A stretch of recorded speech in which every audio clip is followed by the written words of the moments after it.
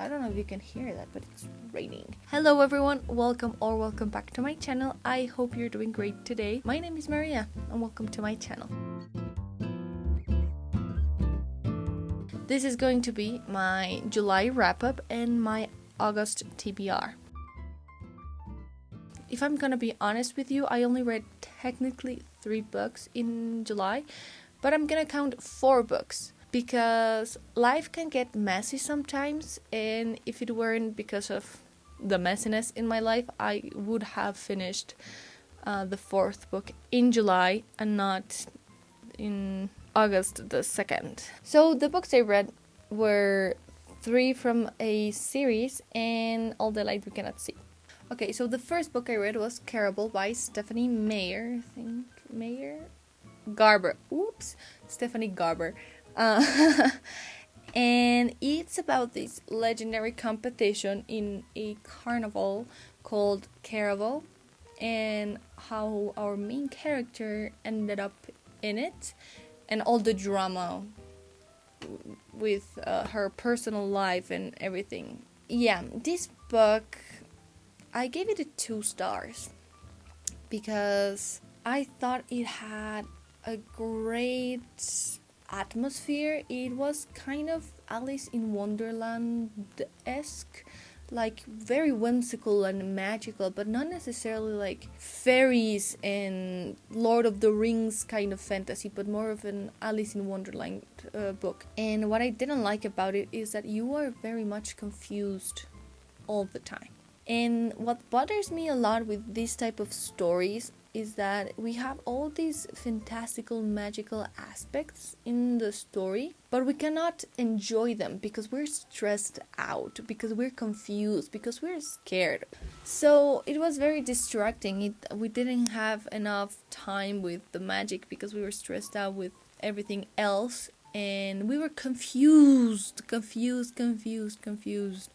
And I hate that feeling. But it was also stressing because our character was dumb. Our character Scarlett, main character Scarlett, she is involved in this competition against her will, and she has to find her sister. And so she and this other man ended up teaming up and trying to solve the riddles. The characters were just bland. Really, Scarlett had no personality whatsoever, and she could basically smell color. No, I'm not kidding. She actually smelled color. Julian was her main love interest. He was just a basic hot dude, and Scarlett basically fell for him just because he was hot. It was just meh.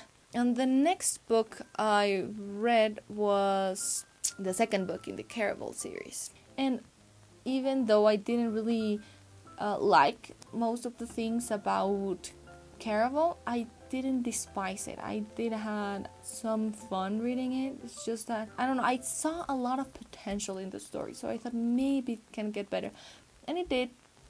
It did get better. The second book is in the perspective of her sister Donatella. So our main character in the second book is Scarlett's sister.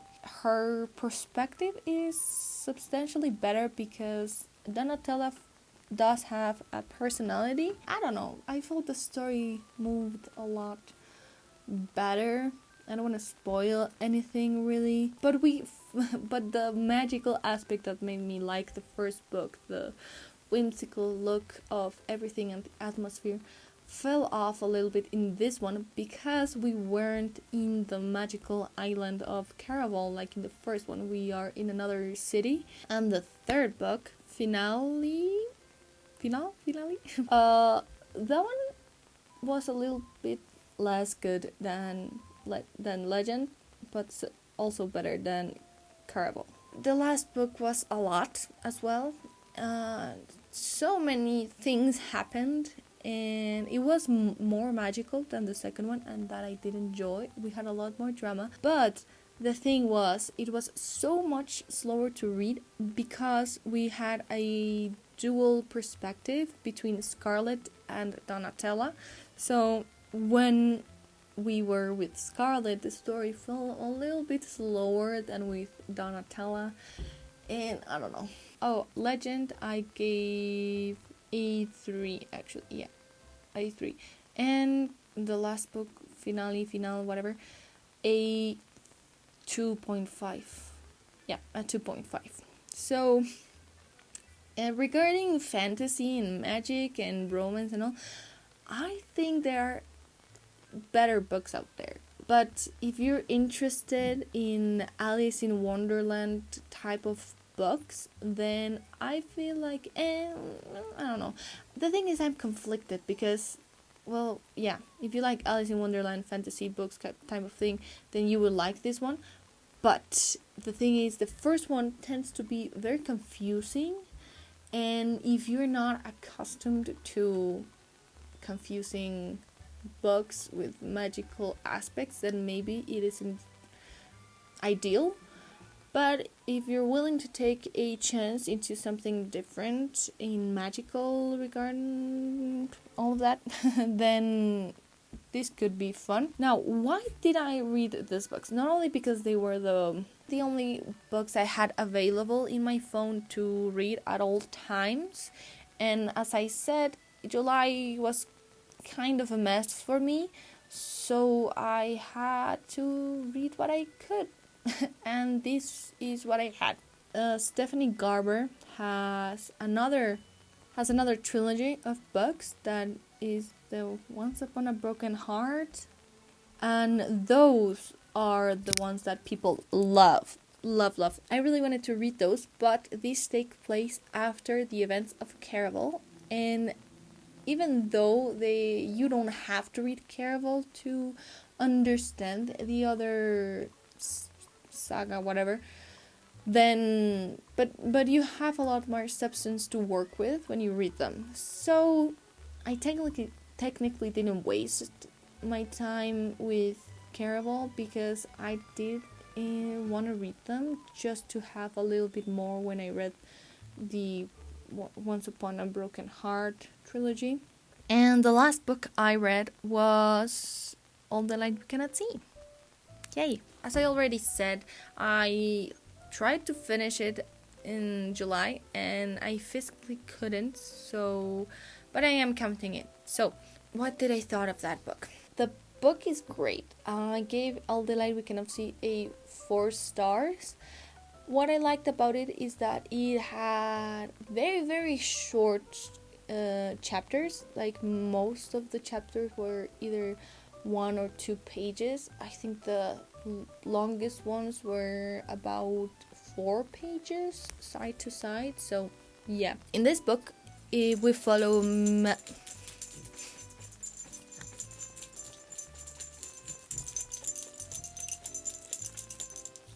In this book, we follow 2 perspectives. The first one is of Marie, a young French girl that lost her eyesight at the age of 8 because of a genetical problem.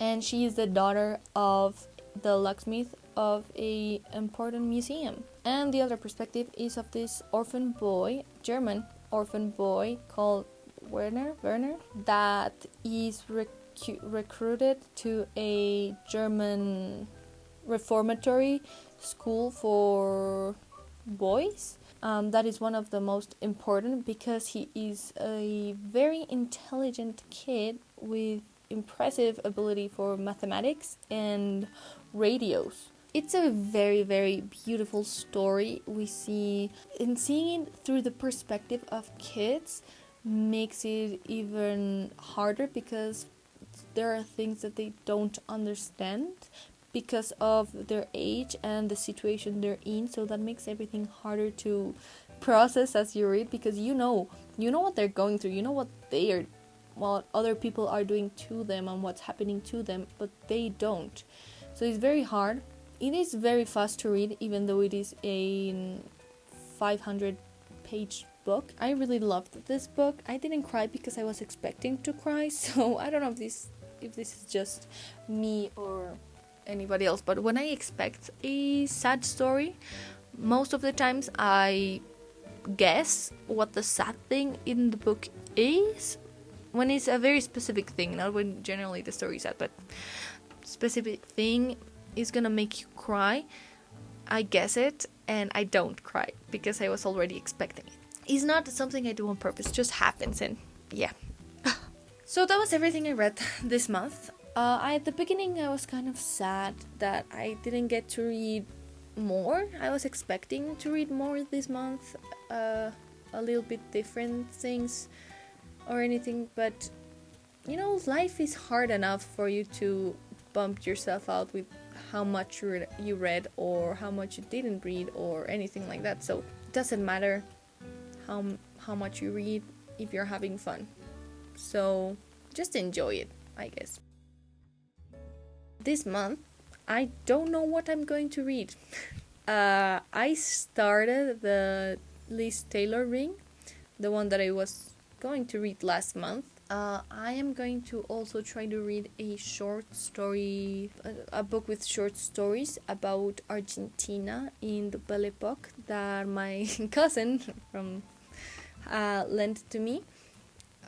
Those are the ones that I'm going to read this month for sure, but as you can probably tell, nothing is for sure when it comes to reading with me. So yeah, that's everything about everything in this video. I apologize for my outfit today. I was really cold, so yeah. So that's everything for this video. I hope you enjoyed whatever this was, and if you did, then I hope to see you in my next video. Give it a like, subscribe, and we'll see each other in the future. That's it. Have fun reading. Bye!